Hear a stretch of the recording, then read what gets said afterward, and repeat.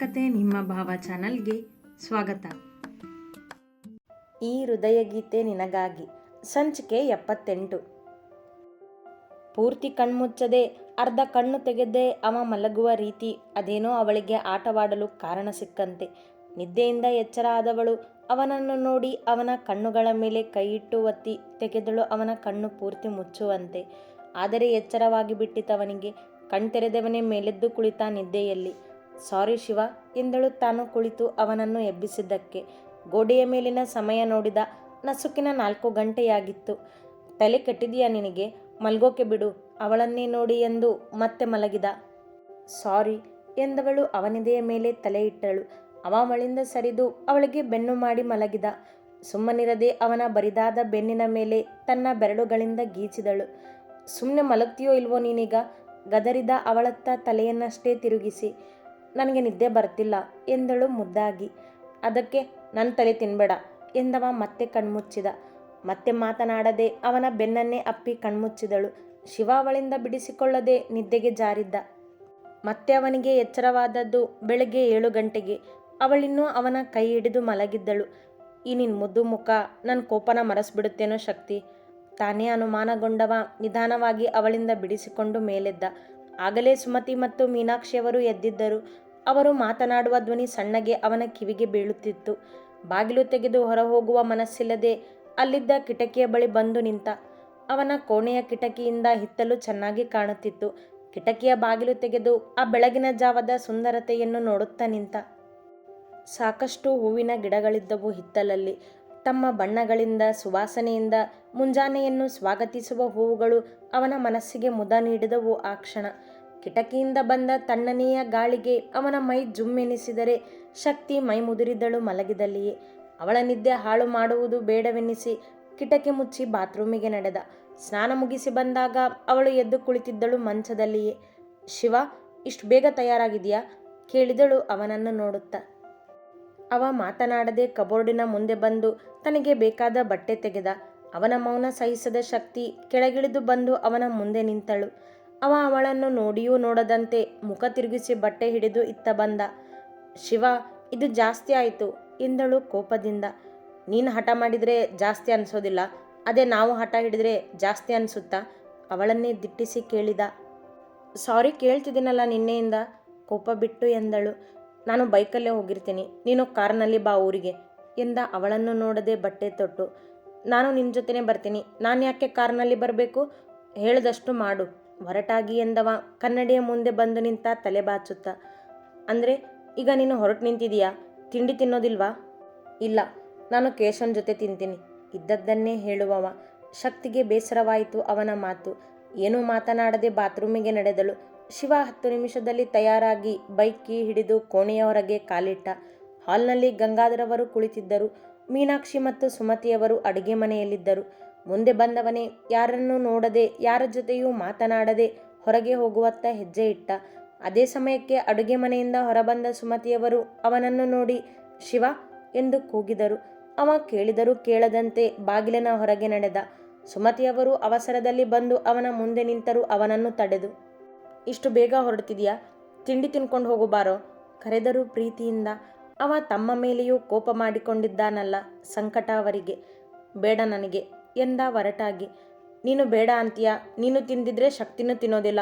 ನಿನ್ನೆ ರಾತ್ರಿ ನೀನು ಊಟ ಮಾಡೋಕ್ಕೆ ಬರಲಿಲ್ಲ ಅಂತ ತಾನು ಊಟ ಮಾಡದೆ ಮಲಗಿದಾಳೆ. ಈಗ ನೀನು ತಿಂಡಿ ತಿಂದೇ ಹೋದರೆ ಅವಳು ತಿನ್ನೋದಿಲ್ಲ ಎಂದರು ಅವನನ್ನೇ ನೋಡುತ್ತಾ.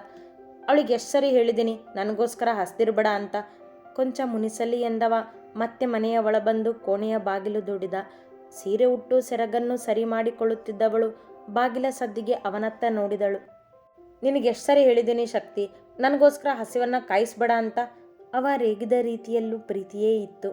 ಸೀರೆ ಸರಿ ಮಾಡಿಕೊಂಡು ಅವನ ಮುಂದೆ ಬಂದವಳು, ನೀನು ಹೀಗೆ ನನ್ನ ಮೇಲೆ ಬೇಜಾರು ಮಾಡಿಕೊಂಡು ಊಟ ಬಿಟ್ಟರೆ ನನಗೆ ಮನಸ್ಸಾದರೂ ಹೇಗೆ ಬರುತ್ತೆ ಊಟ ಮಾಡೋಕ್ಕೆ ಎಂದಳು ಅವನ ಬಳಿ ಬಂದು ಅವನೆದೆಯ ಮೇಲೆ ಕೈ ಇಡುತ್ತಾ. ಇದು ಬೇಜಾರು ಮಾಡೋದಕ್ಕೂ ಮೊದಲೇ ಗೊತ್ತಾಗಲ್ವಾ ನಿನಗೆ? ಒರಟಾಗಿ ಎಂದವ ಅವಳನ್ನು ತನ್ನಿಂದ ಸರಿಸಲು ಅವಳ ಕೈ ಹಿಡಿದ. ಅವನದೆಯ ಮೇಲಿನ ಅಂಗಿಯನ್ನು ಬಿಗಿ ಹಿಡಿದವಳು ಅವನಿಂದ ಸರಿಯದೆ ಅವನ ಮುಖಕ್ಕೆ ಹತ್ತಿರವಾದಳು. ಇನ್ನು ಅವಳ ನಡೆ ಅರಿತವ ಬಲವಾಗಿ ಅವಳನ್ನು ದೂಡಿದ. ಅವಳ ಹಿಂದಿದ್ದ ಕಬೋರ್ಡಿಗೆ ಬೆನ್ನು ತಾಗಿ ಸೊಂಟಕ್ಕೆ ಪೆಟ್ಟಾಯಿತವಳಿಗೆ. ಅಮ್ಮ ಎಂದಳು ನೋವಲ್ಲಿ. ಅವ ಅವಳನ್ನೇ ನೋಡಿದ. ನೋಡು ಎಷ್ಟು ಜೋರಾಗಿ ದುಡ್ತೀಯಾ, ನೋವಾಯಿತು ನನಗೆ ಎಂದಳು ತನ್ನ ಸೊಂಟ ಹಿಡಿದು.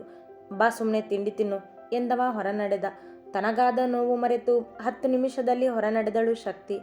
ಶಿವ ಡೈನಿಂಗ್ ಟೇಬಲ್ ಬಳಿ ಕುಳಿತಿದ್ದ. ಸುಮತಿಯವರು ಅವನ ತಟ್ಟೆಗೆ ತಿಂಡಿ ಬಡಿಸಿದರು. ಶಕ್ತಿ ಅವನ ಪಕ್ಕದಲ್ಲಿ ಬಂದು ಕುಳಿತಳು. ಅವಳ ತಟ್ಟೆಗೂ ಬಡಿಸಿದರು. ಅತ್ತೆ ಮಾವ ತಿಂಡಿ ತಿಂದ್ರ ಆಂಟಿ ಕೇಳಿದಳು ಸುಮತಿಯವರನ್ನು. ಅವರು ಶಿವನ ಮುಖ ನೋಡಿದರು. ಅವನಿಗೆ ಇಷ್ಟವಿಲ್ಲವಲ್ಲ ಅವರ ಜೊತೆ ಕುಳಿತು ತಿಂಡಿ ತಿನ್ನುವುದು. ಇದು ನನ್ನ ಮನೆ ಅಲ್ವಾ, ಇಲ್ಲಿ ನಾನು ಹೇಳ್ದಾಗೆ ನಡೆಯೋದು ಎಂದ ಶಕ್ತಿಯನ್ನು ನೋಡದೆ ತಿಂಡಿ ತಿನ್ನುತ್ತಾ. ಅಂದರೆ ಪ್ರಶ್ನೆ ಮಾಡಿದಳು ಸತ್ಯ ಗೊತ್ತಿದ್ದು. ಸುಮ್ಮನೆ ತಿಂಡಿ ತಿನ್ನು ಎಂದವ ಮತ್ತೆ ಮಾತನಾಡದೆ ನಿಮಿಷದಲ್ಲಿ ತಿಂದು ಮುಗಿಸಿದ. ಅವ ಕೈ ತೊಳೆಯುವಷ್ಟರಲ್ಲಿ ಒಂದಿಬ್ಬರು ಮನೆಗೆ ಬಂದರು. ನೋಡಲು ಪೈಲ್ವಾನ್ ಅಂತಿದ್ದರು. ಅವರನ್ನು ಬಾಗಿಲಲ್ಲಿಯೇ ಕಂಡ ಶಿವ ಮೇಲೆದ್ದು ಅವರತ್ತ ನಡೆದ. ಶಕ್ತಿ ಕೂಡ ತಿಂಡಿ ಮುಗಿಸಿ ಅವರಿದ್ದಲ್ಲಿ ಬಂದಳು. ಅಷ್ಟರಲ್ಲಿ ಅವ ತನ್ನ ಮಾತು ಮುಗಿಸಿದ್ದ ಅವರ ಜೊತೆ. ಹಿಂದಿನ ದಿನ ಕೇಶವನ ಜೊತೆ ಕುಳಿತು ಉಪಾಯ ಮಾಡಿದಂತೆ ಇಬ್ಬರು ಸೆಕ್ಯೂರಿಟಿಗಳನ್ನು ಕರೆಸಿದ್ದ ಮನೆಗೆ ಅವರೇ ಇವರು. ಅತ್ತೆ, ಇವರಿಬ್ರು ಇವತ್ತಿಂದ ಇಲ್ಲೇ ಕೆಲಸ ಮಾಡ್ತಾರೆ, ಅವರಿಗೆ ಮನೆ ಹೊರಗಿನ ಕೆಲಸ ಹೇಳಿ ಎಂದ ಸುಮತಿಯವರನ್ನು ನೋಡುತ್ತಾ. ಮೀನಾಕ್ಷಿಯವರು ಅಲ್ಲಿಯೇ ಹಾಲ್ನಲ್ಲಿ ನಿಂತಿದ್ದರು.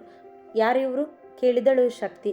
ಅದೆಲ್ಲ ನಿನಗೆ ಯಾಕೆ, ಇದು ನನ್ನ ಮನೆ, ನೀನು ಕಾರ್ನಲ್ಲಿ ಬಾ, ಸಂಜೆ ಇಬ್ಬರು ಒಟ್ಟಿಗೆ ಕಾರ್ನಲ್ಲಿ ಬರೋಣ, ಬೈಕ್ನ ಅಲ್ಲೇ ಇಟ್ಟು ಬರ್ತೀನಿ ಎಂದ ಮತ್ತೊಮ್ಮೆ. ನಗುವೇ ಇರಲಿಲ್ಲ ಅವನ ಮಾತಲ್ಲಿ. ಪ್ರತಿದಿನ ಬೈಕಿನಲ್ಲಿ ಊರಿಗೆ ಅಡ್ಡಾಡುವುದು ಬೇಡವೆನ್ನಿಸಿತವನಿಗೆ. ಅವಳು ಕಾರ್, ಇವನು ಬೈಕ್, ಅದೇಕೋ ಸರಿ ಅನ್ನಿಸಲಿಲ್ಲ. ಅವನಿಗೂ ಅವಳ ಜೊತೆಯೇ ಬೇಕಲ್ಲ. ಸರಿ ಬಾಯ್ ಎಂದವಳು ಅವನು ಹೋಗುವವರೆಗೂ ಸುಮ್ಮನಿದ್ದಳು. ಅವ ಹೋದನೆಂದು ಬೈಕಿನ ಸದ್ದು ಹೇಳಿದಾಗ, ಅತ್ತೆ ನೀವ್ಯಾಕೆ ಹೆದರ್ತೀರಾ ಅವನಿಗೆ, ನೀವು ಅವನಿದ್ದಾಗ ಹೀಗೆ ಅಡಿಗೆ ಕುತ್ಕೋಬೇಡಿ, ಅವನ ಮುಂದೆನೇ ಓಡಾಡಿ ನಗ್ತಾ ಮಾತಾಡಿ ಅವನ ಜೊತೆ ಎಂದಳು ಮೀನಾಕ್ಷಿ ಅವರ ಮುಂದೆ ನಿಂತು. ಹಾಗೇನಾದರೂ ಮಾಡಿದರೆ ಮುಗೀತು, ಮನೆಯೇ ನಡಗುತ್ತೆ ಅವನ ಕೋಪಕ್ಕೆ ಎಂದರು ಸುಮತಿ. ಅಷ್ಟೊಂದು ಭಯದಲ್ಲಿ ಇಟ್ಟಿದ್ದಾನ ಅವನು ನಿಮ್ಮನ್ನು? ರಾತ್ರಿ ನೀವು ನಮ್ಮ ಜೊತೆನೇ ಊಟಕ್ಕೆ ಕುತ್ಕೊಳ್ಳಿ, ಅದೇನು ಮಾಡ್ತಾನೆ ಅಂತ ನಾನು ನೋಡ್ಕೋತೀನಿ ಎಂದವಳು ಕಾರ್ ಹತ್ತಿ ನಡೆದಳು. ಇಲ್ಲೇ ಇದ್ದಾನೆ ಇನ್ನು, ಶಿವನ ಬೈಕ್ ನೋಡಿ ಎಂದುಕೊಳ್ಳುತ್ತಾ ಮನೆಯ ಒಳ ಬಂದಳು. ಅವ ರಾಯರ ಜೊತೆ ಕುಳಿತಿದ್ದ. ತಾನು ಹಿಂದಿನ ದಿನ ಕರೆಸಿದ್ದ ಸೆಕ್ಯೂರಿಟಿ ಜೊತೆ ಮಾತನಾಡಿ ಕುಳಿತಿದ್ದ. ಬೇರೇನೋ ಮಾತನಾಡುತ್ತಾ. ಅವನ ನಗು ಅವಳು ಬಾಗಿಲು ದಾಟಿ ಒಳ ಬಂದಾಗ ಕೇಳಿತು. ಏನಪ್ಪ ನಿಮ್ಮ ಅಳಿಯ ನಿಮ್ಮ ಜೊತೆ ಅಷ್ಟೇ ನಗ್ತಾನ, ನಮಗೆ ಬರೀ ರೇಗಾಡ್ತಾನೆ ಎನ್ನುತ್ತಾ ಅವನ ಪಕ್ಕದಲ್ಲಿಯೇ ಕುಳಿತಳು ಬಂದು. ಹಾಗೇನಿಲ್ಲ ಅಂತ ಹೇಳಿ ಸರ್, ನಮ್ಮನ್ನು ಅರ್ಥ ಮಾಡ್ಕೊಂಡಿರೋ ಜೊತೆ ನಾವು ಚೆನ್ನಾಗಿಯೇ ಇರ್ತೀವಿ ಎಂದ ರಾಯರನ್ನೇ ನೋಡುತ್ತಾ.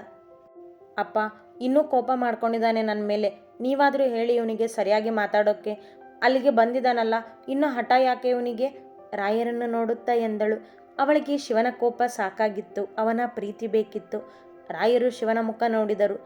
ಸರ್ ನನಗೆ ಟೈಮ್ ಆಗ್ತಿದೆ, ಯೂನಿಫಾರ್ಮ್ ನಿನ್ನೆ ಇಲ್ಲೇ ಬಿಟ್ಟು ಹೋಗಿದ್ದೆ ಎನ್ನುತ್ತಾ ಮೇಲೆದ್ದು ಕೋಣೆಗೆ ನಡೆದ. ಅವ ಮೆಟ್ಟಿಲು ಹತ್ತುವುದನ್ನು ನೋಡಿದ ಶಕ್ತಿ, ನನ್ನಿಂದ ಆಗೋಲ್ಲಪ್ಪ ಇವನಿ ಕೋಪ ಸಹಿಸ್ಕೊಳ್ಳೋದಕ್ಕೆ ಎಂದಳು. ನೀನೇ ಮಾಡ್ಕೊಂಡಿದ್ದು ಎಂದ ರಾಯರ ಮಾತು ಅವಳಿಗೆ ಕೋಪ ತರಿಸಿತು. ಅಪ್ಪ ಯಾಕೆಲ್ಲರೂ ನಂದೇ ತಪ್ಪು ಅನ್ನೋ ಥರ ಮಾತಾಡ್ತಿದ್ದೀರಾ, ಒಳ್ಳೆಯದನ್ನೇ ಬಯಸಿದ್ದು ನಾನು.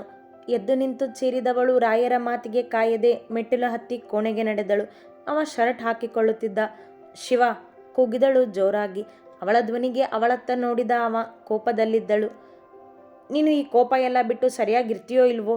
ನಾನೇನೋ ಕೊಲೆ ಮಾಡಿರೋ ಹಾಗೆ ಯಾಕೆ ನೋಡ್ತಿದ್ಯಾ ನನ್ನನ್ನು? ನಿನ್ನ ಫ್ಯಾಮಿಲಿನ ನಾನು ನನ್ನ ಫ್ಯಾಮಿಲಿ ಅಂದ್ಕೊಂಡಿದ್ದೆ ತಪ್ಪ? ಧ್ವನಿ ಜೋರಾಗಿತ್ತು. ಎಲ್ಲಿಲ್ಲದ ಕೋಪ ಈಗ ಅವಳಿಗೆ. ಯಾಕೆ ಚಿರಿತಿದ್ಯಾ ಹೀಗೆ ಕೇಳಿದ ಶರ್ಟಿನ ಗುಂಡಿ ಹಾಕುತ್ತಾ. ನನಗೆ ಉತ್ತರ ಬೇಕು ಅಷ್ಟೇ. ಯಾಕೆ ಇಷ್ಟೊಂದು ಹರ್ಟ್ ಮಾಡ್ತಿದ್ಯಾ ನನಗೆ? ಸಾರಿ ಕೇಳಿದ್ರು ಇಷ್ಟೊಂದು ಕೋಪ ನಿನಗೆ ನನ್ನ ಮೇಲೆ? ನಿನ್ನನ್ನು ಅರ್ಥ ಮಾಡ್ಕೋತಿಲ್ಲ ಅಂತ ತಾನೇ ಕೋಪ ನಿನಗೆ? ನೀನು ಯಾಕೆ ನನ್ನನ್ನು ಅರ್ಥ ಮಾಡ್ಕೋತಿಲ್ಲ? ಏನಾದರೂ ಕೆಟ್ಟದ್ದು ಬಯಸಿದ್ದೇನ ನಾನು ನಿನಗೆ? ಸತ್ಯ ಏನೋ ಅಂತ ಯಾರೂ ಹೇಳೋದಿಲ್ಲ ನನಗೆ. ಅಂದಮೇಲೆ ನಾನು ಮಾಡೋದೇ ಸರಿ ನನಗೆ. ಯಾಕೆ ಯಾರೂ ನನ್ನನ್ನು ಅರ್ಥ ಮಾಡ್ಕೋತಿಲ್ಲ? ಕೋಪದಲ್ಲಿ ಚೀರಾಡಿದವಳ ಕಣ್ಣಲ್ಲಿ ನೀರು ತುಂಬಿದವು. ಶಿವನಿಗೆ ಅಚ್ಚರಿಯಾಯಿತು ಅವಳ ಕೋಪ. ತುಂಬ ದಿನದ ನಂತರ ಅವಳ ಹಳೆಯ ಕೋಪ ಕಂಡವ ಮಾತನಾಡಲಿಲ್ಲ. ಸಾಕಾಯಿತು ನನಗೆ ಇದೆಲ್ಲ. ಯಾರು ಏನಾದರೂ ಮಾಡ್ಕೊಳ್ಳಿ, ಸತ್ಯ ಕೇಳಿದರೆ ಹೇಳೋದಿಲ್ಲ, ನನಗನ್ಸಿದ್ದನ್ನು ಮಾಡಿದರೆ ನಿನಗೆ ಇಷ್ಟ ಆಗೋದಿಲ್ಲ. Get lost. ಚೀರಿದವಳಿಗೆ ಅಳು ಒತ್ತರಿಸಿತ್ತು. ಕೋಣೆಯ ಬಾಗಿಲನ್ನು ಜೋರಾಗಿ ಹಾಕಿಕೊಂಡೇ ಹೋದವಳು ಮೆಟ್ಟಿಲಿಳಿದಳು ದಡದಡನೆ. ಶಕ್ತಿ ನನ್ನ ಮಾತು ಕೇಳಿಲ್ಲಿ ಎಂದರು ರಾಯರು. ಅವರತ್ತ ನೋಡದೆ ಹೊರನಡೆದು ಕಾರ್ ಹತ್ತಿದಳು. ಶಿವ ಕೆಳಗಿಳಿದು ಬಂದ. ಸರ್ ಇದ್ದಕ್ಕಿದ್ದಾಗ ಏನಾಯ್ತು ಇವಳಿಗೆ ಕೇಳಿದ ತನ್ನ ಅಂಗಿ ಸರಿ ಮಾಡಿಕೊಳ್ಳುತ್ತಾ. ಅವಳಿಗೆ ನಿನ್ನನ್ನು ಬಿಟ್ಟಿರೋದಕ್ಕೆ ಆಗೋದಿಲ್ಲ ಶಿವ, ಸಾಕು ಮಾಡು ಇನ್ನು ಈ ಹಠ ಜಗಳ ಎಲ್ಲ. ಅವಳು ದುಡುಕಿ ಮಾತಾಡ್ತಾಳೆ ಅಂತ ನೀನು ದುಡುಕ್ಬೇಡ, ಅವಳಿಗೆ ನೋವಾಗಿದೆ ಎಂದ ರಾಯರಿಗೆ ಶಕ್ತಿಯ ಸಂಕಟ ಅರ್ಥವಾಗಿತ್ತು. ಅವ ಮಾತನಾಡಲಿಲ್ಲ. ಅವಳಿಗೆ ಎಲ್ಲರನ್ನೂ ಒಂದು ಮಾಡೋ ಆಸೆ. ಅವಳ ತಾಯಿ ತೀರ್ಕೊಂಡ್ಮೇಲೆ ಒಬ್ಬಳೇ ಬೆಳೆದಿರೋ ಅವಳಿಗೆ ಕುಟುಂಬ ಅಂದರೆ ತುಂಬ ಇಷ್ಟ. ಚಿಕ್ಕವಳಿದ್ದಾಗ ಅಪ್ಪ ನಮಗೂ ಅತ್ತೆ, ಚಿಕ್ಕಮ್ಮ, ಚಿಕ್ಕಪ್ಪ, ಅಣ್ಣ, ತಂಗಿ ಇರಬೇಕಿತ್ತು ಅಲ್ವಾ ಅಂತಿದ್ಲು. ಬೆಳೀತಾ ಬೆಳೀತಾ ಅವಳಿಗೆ ಅರ್ಥ ಆಗ್ತಾ ಬಂತು ಪ್ರತಿಯೊಂದು. ಆದರೆ ಈಗ ನಿನ್ನ ಕುಟುಂಬ ನೋಡಿ ಅವಳಿಗೆ ಮತ್ತೆ ಆ ಆಸೆ ಹುಟ್ಟಿದೆ ಅನಿಸುತ್ತೆ. ನಿನ್ನ ಮನದಲ್ಲಿ ಏನಿದೆಯೋ ಗೊತ್ತಿಲ್ಲ, ಆದರೆ ನೀನು ಅವಳಿಗೆ ಸತ್ಯ ಹೇಳೋದು ಒಳ್ಳೆಯದು ಅನಿಸುತ್ತೆ. ಇಲ್ದಿದ್ರೆ ಇದೇ ವಿಷಯಕ್ಕೆ ಹೀಗೆ ನಿಮ್ಮಿಬ್ಬರ ಮಧ್ಯೆ ಜಗಳ ಬರುತ್ತೆ. ಯಾಕಂದರೆ ಸತ್ಯ ಗೊತ್ತಿಲ್ಲದೆ ಅವಳು ತನಗನ್ಸಿದ್ದನ್ನೇ ಸರಿ ಅನ್ಕೋತಾಳೆ, ಅದನ್ನೇ ಮಾಡ್ತಾಳೆ ಕೂಡ. ನಿನ್ನ ಹೆಂಡತಿಯಾಗಿ ನಿನ್ನ ಜೀವನದ ಗುಟ್ಟುಗಳನ್ನ ತಿಳಿಯೋದಕ್ಕೆ ಅವಳಿಗೂ ಹಕ್ಕಿದೆ ಅಲ್ವಾ ಎಂದ ರಾಯರು ಈಗ ಶಿವನಿಗೆ ಬುದ್ಧಿಯ ಮಾತುಗಳನ್ನು ಹೇಳುತ್ತಿದ್ದರು. ಆದರೆ ಸರ್, ನನಗೆ ಹೇಳೋದಕ್ಕೆ ಮನಸ್ಸಿಲ್ಲ. ಅವಳ ಜೊತೆ ಇದ್ರ ಬಗ್ಗೆ ಎಲ್ಲ ಮಾತಾಡೋದಕ್ಕೆ ಇಷ್ಟ ಇಲ್ಲ ಎಂದವ ತನ್ನ ಮನದಲ್ಲಿ ಇದ್ದದ್ದನ್ನು ಹೇಳಿದ. ಹೌದು, ಗೊತ್ತು ನನಗೆ. ನಾನು ನಿನ್ನ ಪರವಾಗಿನೇ ಇದ್ದೆ. ಆದರೆ ಈಗ ಅವಳು ತನಗೆ ನೋವು ಮಾಡ್ಕೋತಿದ್ದಾಳೆ. ಅವಳ ಹಠಕ್ಕೆ ನೀನು ಸೋಲನ್ನು ಒಪ್ಕೊಂಡ್ಬಿಡು ಅಂತ ಹೇಳ್ತಿಲ್ಲ ನಾನು. ನಿನ್ನ ಕರ್ತವ್ಯ ನೀನು ಮಾಡು ಅಂತ ಹೇಳ್ತಿದ್ದೀನಿ. ಪ್ರೀತಿಯಿಂದ ಅವಳಿಗೆ ಎಲ್ಲನೂ ತಿಳಿಸು. ಅವಳ ಹಠ ತಪ್ಪು ಅನ್ನೋದನ್ನು ಅರ್ಥ ಮಾಡಿಸು ಅವಳಿಗೆ. ಸತ್ಯ ಏನು ಅಂತ ನನಗೂ ಗೊತ್ತಿಲ್ಲ, ಆದರೆ ಅವಳಿಗೆ ಸತ್ಯ ಗೊತ್ತಾದರೆ ಅವಳು ನಿನ್ನ ಮಾತನ್ನೇ ಕೇಳ್ಬೋದು. ನಿನ್ನನ್ನು ಇನ್ನೂ ಹೆಚ್ಚು ಅರ್ಥ ಮಾಡ್ಕೋಬೋದು ಅಲ್ವಾ. ಹೀಗೆ ಇಬ್ಬರು ನಿಮ್ಮ ಹಠ ಸಾಧಿಸೋ ಬದಲು ಸತ್ಯ ಹೇಳಿ ಎಲ್ಲನೂ ಬಗೆಹರಿಸ್ಬೋದು ಅಲ್ವಾ. ಯೋಚನೆ ಮಾಡ್ತೀನಿ ಸರ್. ಅವಳನ್ನು ಬಿಟ್ಟಿರೋದಕ್ಕೆ ನನಗೂ ಆಗೋದಿಲ್ಲ. ನನಗೂ ಇಷ್ಟ ಇಲ್ಲ ಅವಳ ಜೊತೆ ಹೀಗೆ ಜಗಳ ಮಾಡೋದಕ್ಕೆ. ಆದರೆ ನಾನು ಅವ್ರ ಜೊತೆ ಮಾತಾಡೋಕ್ಕೆ ಮತ್ತೆ ಮತ್ತೆ ಏನಾದರೂ ಮಾಡ್ತಾನೆ ಇರ್ತಾಳೆ ಇವಳು. ಅದಕ್ಕೆ ಅವಳಿಗೆ ಸತ್ಯ ಹೇಳಿಬಿಡು. ಆಮೇಲೆ ಅವಳೇ ಸುಮ್ಮನಾಗಬಹುದು, ಅಥವಾ ನಿನ್ನ ಮನಸ್ಸಿಗೆ ಸಮಾಧಾನ ಅನ್ನಿಸ್ಬಹುದು. ಅವಳ ಜೊತೆ ಜಗಳ ಇವತ್ತಿಗೆ ಮುಗಿಸ್ತೀನಿ ಸರ್, ಆದರೆ ಸತ್ಯ ಹೇಳೋದ್ರ ಬಗ್ಗೆ ಯೋಚನೆ ಮಾಡ್ತೀನಿ ಎಂದವನಿಗೆ ರಾಯರ ಮಾತಿನ ಮೇಲೆ ಗೌರವ. ಹಾಗೇ ಆಗಲಿ, ನಾನು ಒತ್ತಾಯ ಮಾಡೋದಿಲ್ಲ ನಿನಗೆ. ಆದರೆ ಜಗಳ ಮಾಡಿಕೊಂಡು ಇಬ್ಬರು ಮನಸ್ಸನ್ನು ಹಾಳು ಮಾಡ್ಕೋಬೇಡಿ. ನನಗೆ ನಿಮ್ಮಿಬ್ಬರು ಖುಷಿ ಮುಖ್ಯ ಎಂದರು ಪ್ರೀತಿಯಿಂದ. ಅವ ಮುಗುಳ್ನಕ್ಕೂ ಹೊರ ನಡೆದ. ಅತಿ ಹೆಚ್ಚಿನ ಕಥೆಗಳಿಗಾಗಿ ಹಿಂಬಾಲಿಸಿ ಪ್ರತಿಲಿಪಿ ಆ್ಯಪ್ನಲ್ಲಿ ಪ್ರತಿಮಾ SH ಅವರನ್ನು.